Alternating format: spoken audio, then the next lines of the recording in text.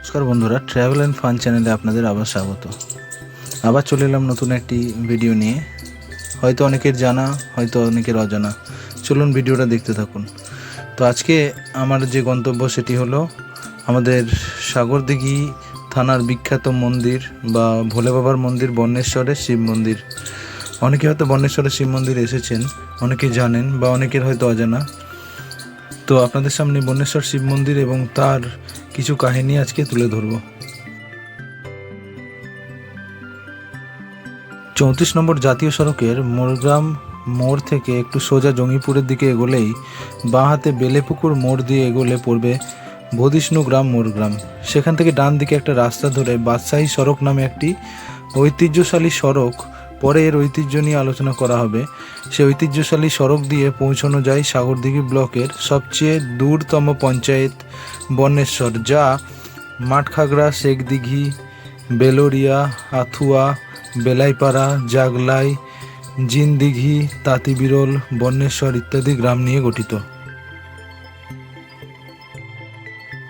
মুর্শিদাবাদের জঙ্গিপুর মহকুমার সাগরদিঘি ব্লকের মুর্শিদাবাদ লাগোয়া বর্ণেশ্বর পঞ্চায়েতের অন্তর্ভুক্ত বর্ণেশ্বর গ্রামের উত্তর দিকে একটি গম্বুজাকৃতি প্রাচীন পাকা মন্দিরে বর্ণেশ্বর নামে খ্যাত অনাদি শিবলিঙ্গ প্রতিষ্ঠিত আছেন। মন্দিরে প্রবেশের পথ দক্ষিণে এবং বেরোনোর পথ পূর্বে। উত্তর দিকে মন্দির সংলগ্ন ক্ষীরভাণ্ডার নামে একটি ছোট্ট কুণ্ড বা চৌবাচ্চা আছে। পশ্চিমে মন্দিরের সীমার মধ্যে প্রায় হাত তিনেক উঁচু একটি তুলসী মঞ্চ আছে। মন্দিরের সামনের দক্ষিণ দিকের চত্বরটি পাকা। এই চত্বরের মধ্যে স্থাপিত হাড়ি কাঠে মানত করা পাঁঠা বলি দেওয়া হয়।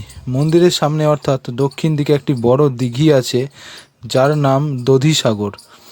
এর ঘাট আগে বাঁধানো ছিল, এখন ভেঙে গেছে। মন্দিরের পশ্চিম দিকে কয়েকটি বট, আম গাছ এবং একটি প্রাচীন কালী মন্দিরের ভগ্নাবশেষ। উত্তর দিকে শিমুল এবং পূর্বে অশ্বত্থ, নিম এবং কেলিকদম্ব গাছ আছে। অশ্বত্থ গাছের নিচে ষষ্ঠী দেবীর শিলামূর্তি সহ বিভিন্ন মূর্তির স্থান পেয়েছে। বর্ণেশ্বর শিবের মন্দিরের গর্ভগৃহের মধ্যস্থলে তামার পাত দিয়ে মোড়া গৌরীপট্টের উপরে অনাদিলিঙ্গ বর্ণেশ্বর শিবের ঊর্ধ্বাংশ দেখা যায়।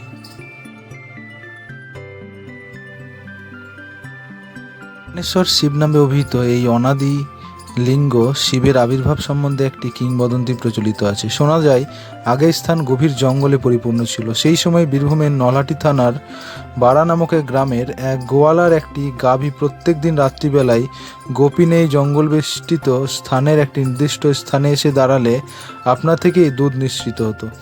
ধীরে ধীরে গাভীর দুধ কমে যাচ্ছে দেখে সেই গোয়ালা একদিন রাত্রে গাভীরকে অনুসরণ করে এই স্থানটিতে উপস্থিত হয় এবং এই স্থানে অনাদি শিবলিঙ্গ দেখতে পাই।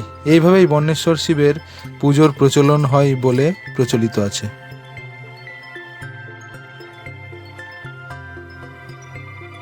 কথিত আছে বর্ণেশ্বর শিব মন্দিরের ভোলে বাবা এতটাই জাগ্রত যে এখানে যে মনের ইচ্ছা নিয়ে আসবে তার ইচ্ছে অবশ্যই পূরণ হবে।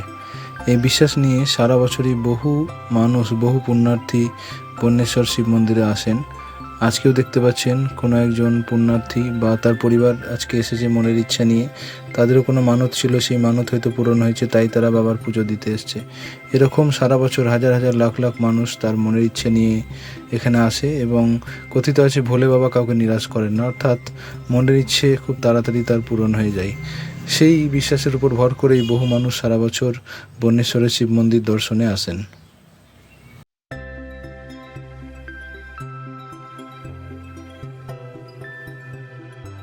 প্রত্যেক বছর ফাল্গুন মাসে বর্ণেশ্বর শিবকে কেন্দ্র করে সাড়ম্বরে শিবরাত্রি উৎসব অনুষ্ঠিত হয়ে থাকে। শুধু স্থানীয় বাসিন্দারাই নয়, মুর্শিদাবাদ এবং বীরভূমের এক বিরাট অংশের অধিবাসীরা বর্ণেশ্বর শিবের বিশেষ জাগ্রত দেবতা বলে মনে করেন এবং তাকে দেখার জন্য ভিড় জমান। দুরারোগ্য ব্যাধি থেকে নিরাময় লাভের কামনায় এবং অন্যান্য বিষয়ে মনস্কামনা সিদ্ধ হলে তারা শিবের কাছে মানত পূরণ করতে আসেন। প্রতি সোমবার মন্দিরে আমানতকারীদের সমাগম হয় এবং ওই দিন তারা মানতের পাঠা বলি দেন। কেবল বৈশাখ এবং পৌষ মাসেই পাঠা বলি নিষিদ্ধ থাকে। অবশ্য মানত হিসেবে পাঠা বলি ছাড়াও গঙ্গা জল, দুধ ইত্যাদির দ্বারাও পূজা দেওয়া চলে। শিবরাত্রি ছাড়া প্রতি বছর চৈত্র সংক্রান্তিতে বর্ণেশ্বর শিবের বিশেষ উৎসব হয়। শিবরাত্রি উৎসবের প্রস্তুতি এক সপ্তাহ আগে থেকে এখানে শুরু হয়ে যায় এবং এই উৎসব 4 দিন ধরে চলে। এই সার্বজনীন উৎসবে বহু ধর্মের এবং বহু জাতির মানুষ একসঙ্গে চলে আসেন। এখানে একটি মেলাও বসে। এই উৎসবে বিভিন্ন ধর্মের মানুষ, এমনকি মুসলিম সম্প্রদায়ের মানুষরাও যোগ দেন।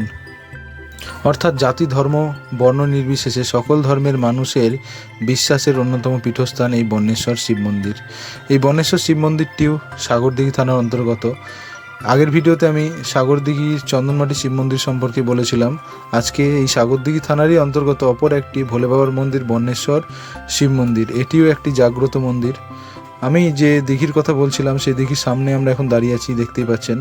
সেই দিঘি এবং যে পাঠাবলি যেখানে হয় সেই জায়গার কথাও আপনাদের বলেছিলাম, সেটা এখন ঘুরে ঘুরে দেখাচ্ছি, সবাই দেখুন। আর চারিদিকে খোলা মাঠ, কারণ এই খোলা মাঠে বহু মানুষের সমাগম ঘটে বিভিন্ন অনুষ্ঠানে। বিশেষ করে শিবরাত্রির দিন বহু মানুষের ঢল নামে। আর শ্রাবণ মাসে বাবার জল ঢালার মাস বলা হয়, বা সেই মাসে বহু মানুষ, বহু পুণ্যার্থী এখানে জল ঢালতে আসেন। হাজার হাজার লাখ লাখ মানুষ এখানে প্রতিদিন জল ঢালতে আসেন পুরো শ্রাবণ মাস ধরে।